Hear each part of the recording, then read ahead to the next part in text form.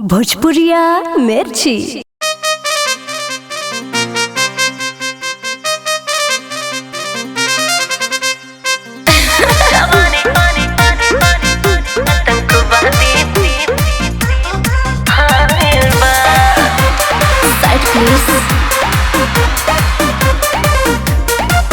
और जब से चढ़ल सोलहवा आग लगे हवा हवा डोंट टच मी।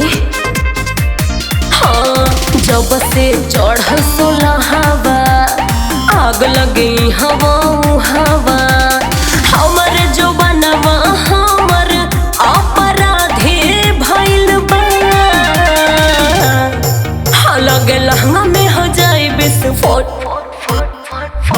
जवानी आतंकवादी भइल बा। जवानी आतंकवादी भइल बा। ए बाबू दूरे रहा।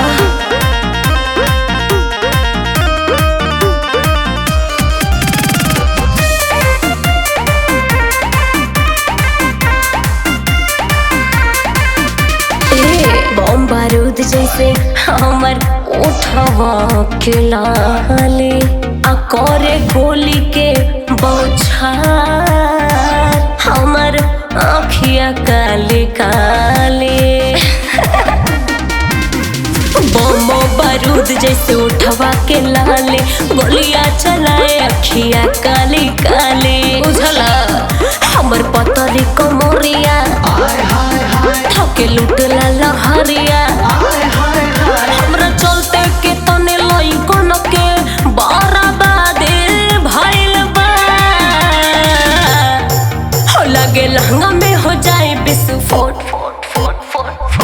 जवानी आतंकवादी भइल बा।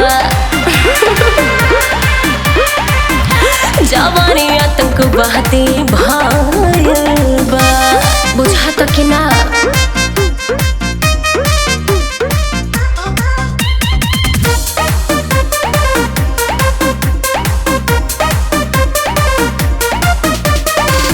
बॉडी के बनावट हमर बॉडी जान लेवा। आई मत बुझाए बबुआ काजू किसमिस मेवा। हक्का मारत बॉर्डर पार मिलबा। और बॉडी के बनावट हमर बॉडी जान लेवा। बुझिया नहीं करा के काजू किसमिस मेवा। हमरे बाबा जोरिया मिलावा ना नजरिया।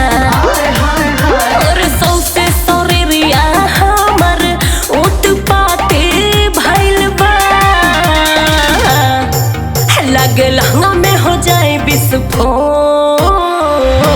जवानी आतंकवादी भइल बा। अरे हटबा कि ना हो।